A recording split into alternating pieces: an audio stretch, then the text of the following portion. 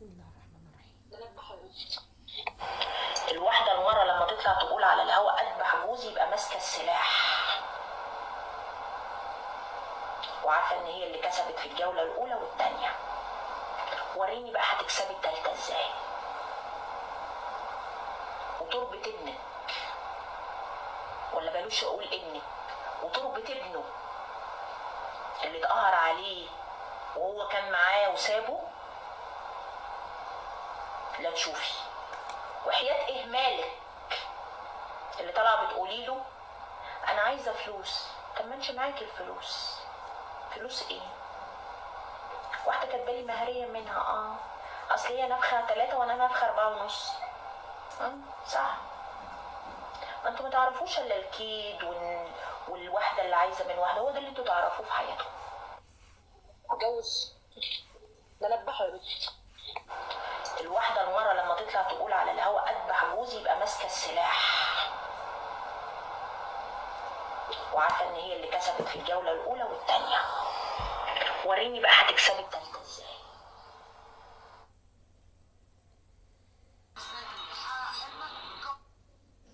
هما بيحملوا البضاعة دي عبد الله اكتشف. الحقيقة طبعا دور البيع.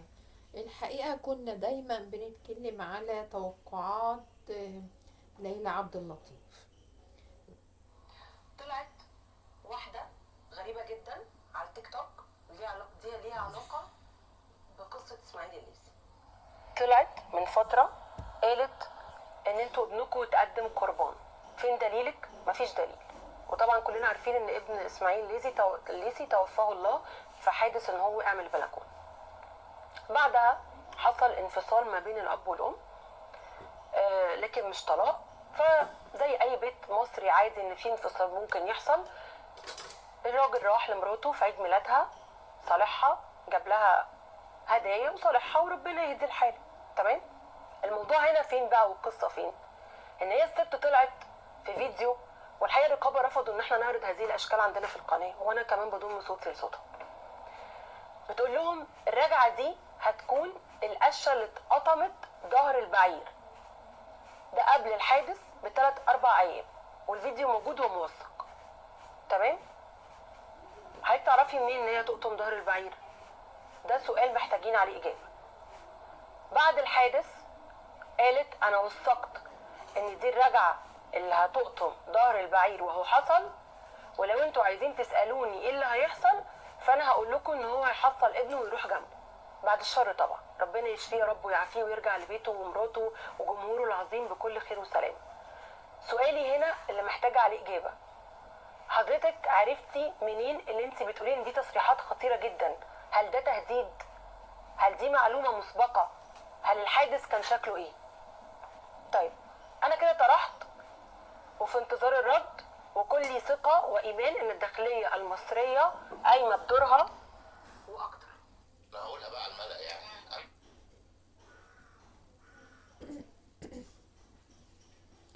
طبعا يا جماعة انتوا شفتوا زي ما قلت، كنا بنقوله دايما ليلى عبد اللطيف ان هي دجالة ومشعوذة وي وي وي. طلعت كابي بس تصريحاتها، طبعا الكلام ده كان قبل موت اسماعيل الليثي. لا التصريحات للأسف طبعا نقولوا بعد قضاء الله وقدره، واحد مؤمن وموحد بالله ان اسماعيل الليثي مات، اقدار ومكاتبه كل حاجة. ولكن احنا بنتكلم على كابي. في ناس اتهمتها ان هي مشعوذة، في ناس قالت ان هي تبع الماسونية، في ناس ازاي تنبأت بموت اسماعيل الليثي وفي قمة الثبات كده، وفي قمة اليقين، وفي قمة التهديد. مش عارفة بقى يعني انا نفسي اما بشوفها بقول يا ربي. كان حد نشر فيديو على كابي وقال الشيطان يتحدث. فاحنا بنخلص كل شوية الحاجة اسمها علماء الطاقة اللي ما كناش بنسمع عنهم زمان.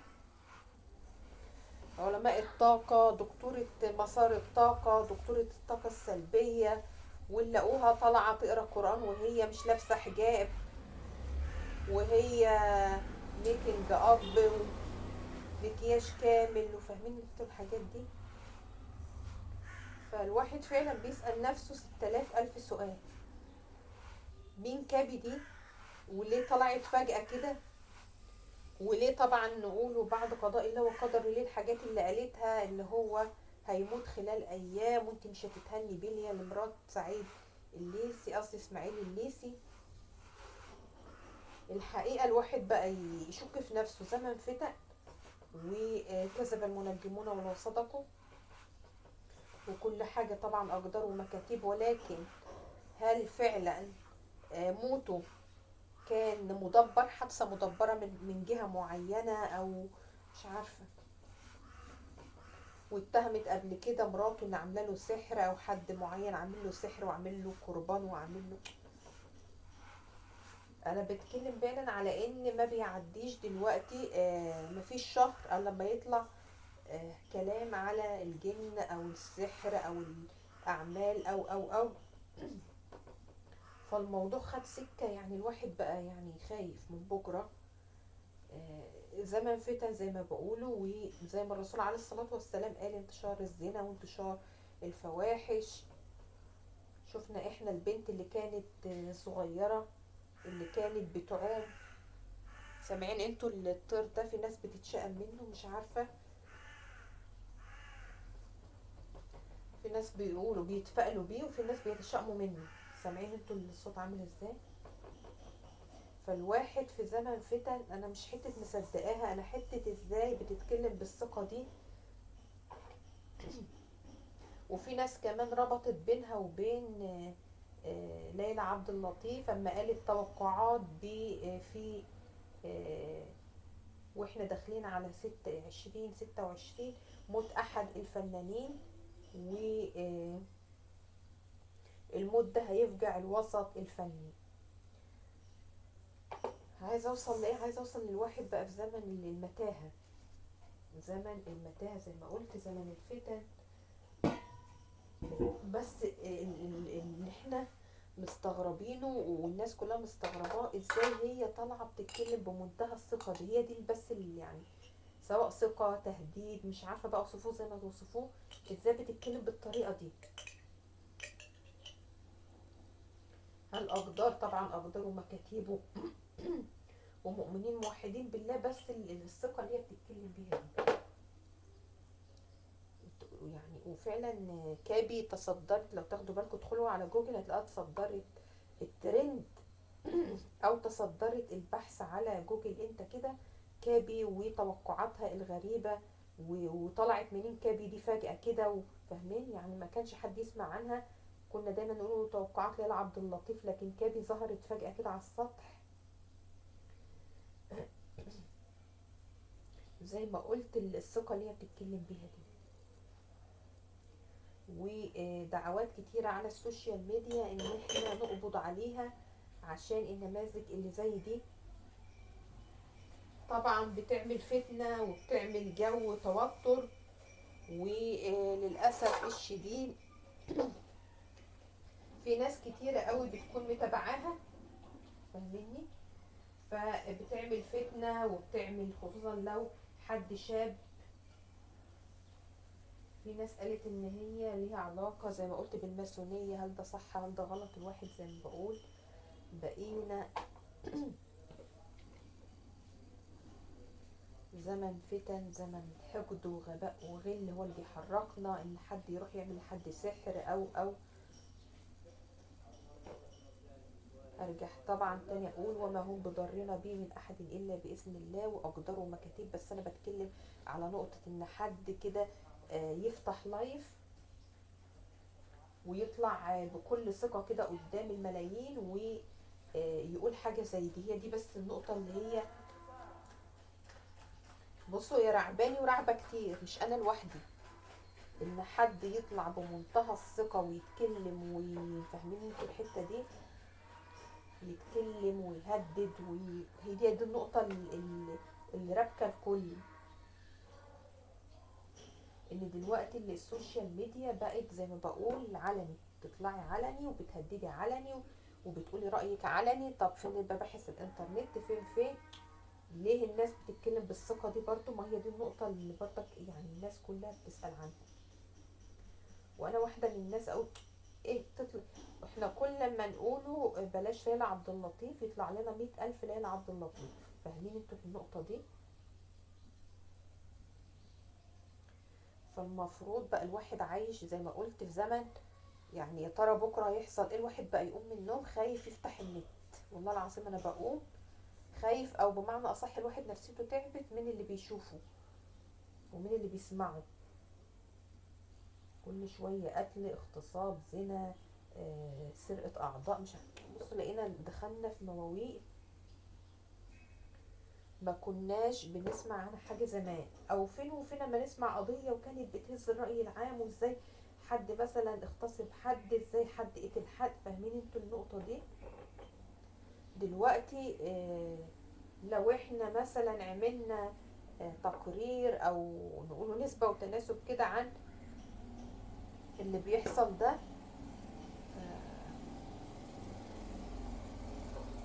احنا بقينا يا جماعة في كارثة والله العظيم، يعني كارثة. وما تقولوش عادي انت بتنشر الفتنة، وناس هاجمتني قبل كده قالت لي انت كل حاجتك عن السحر ومش السحر. طب انا بنشر اهو حاجات واقعية اهي، حاجات تهديدات او سموها بقى زي ما تسموها، لكن انا بنشر حاجات موجودة في المجتمع، حاجات بتتصدر الترند، حتة التنبؤات وزي ما قلت علم الطاقة. ايه ده؟ ايه اللي احنا فيه ده؟ فاهمين في النقطة دي؟ فانا بقيت مرعوبة زيكم. واللي هي الشات GPT ومش عارفة ايه والذكاء الصناعي. بصوا واحد زي ما قلت بقى تقدر تقول كده في ملحمة من question marks، ملحمة من التساؤلات. تساؤلات ليه؟ لان فعلا يعني عيالنا الله يكون في عونهم، عيالنا الله يكون في عونهم. تحديات ياما قوي، الانترنت، الشائعات، الذكاء الصناعي ده كارثة الكوارث.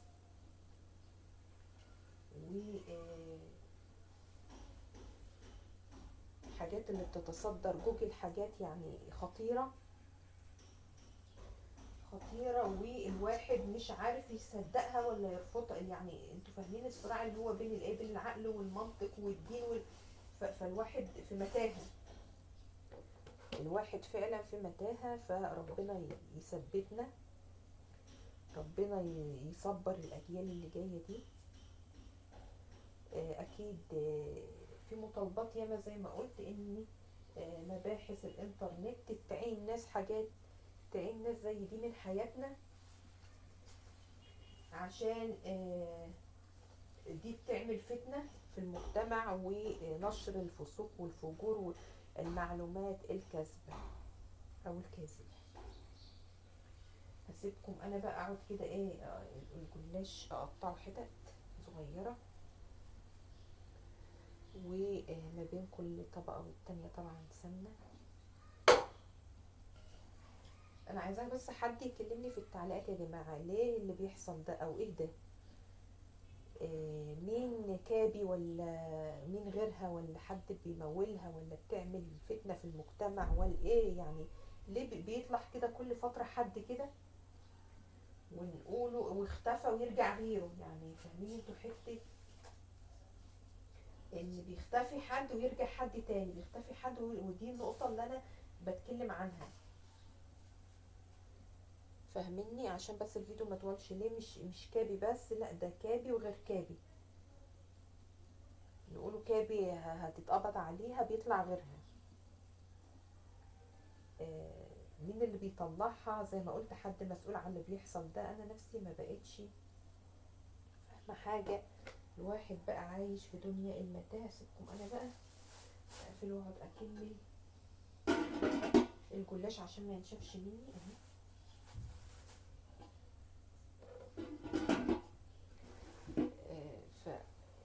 فبالنسبه لي انا كابي وغيرها وغيرها علامات خطر علينا كلنا، على الصغير قبل الكبير. انا بغسل ايدي